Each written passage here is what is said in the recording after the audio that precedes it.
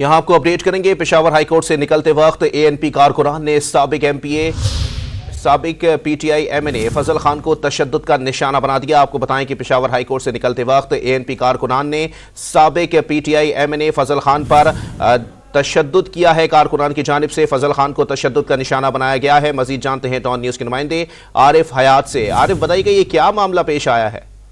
जी बिल्कुल, ये high court की जो सीढ़ियां हैं उससे उतरते वक्त जो साबिक एमएनए है फजल खान, सियासतदान से उनका ताल्लुक है, निचेबी से वो एमएनए रह चुके हैं और इस बार भी इलेक्शन के लिए खड़े हैं।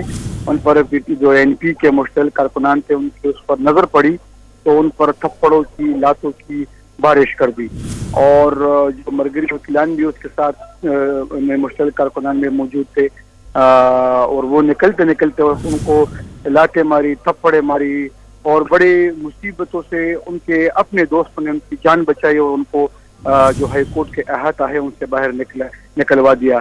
सिर्फ वहाँ पर कारकुनान काफी ज्यादा थे क्योंकि आज एनपी के सूबाई सदर एमएल वली खान तौहीन अदालत केस में पेश हो रहे थे और साथ में उनके जो मुखालिफ फजल खान भी कोर्ट में मौजूद थे।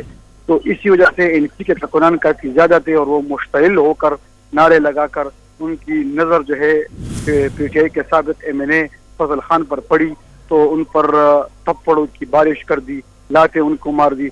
लेकिन जो फजल खान के साथ अपने करीबी दोस्त थे तो उन्होंने उनको उनकी जान बचाई और उनको अहाता अदालत और जो हाई कोर्ट का अहाता है उससे बाहर निकाल दिया।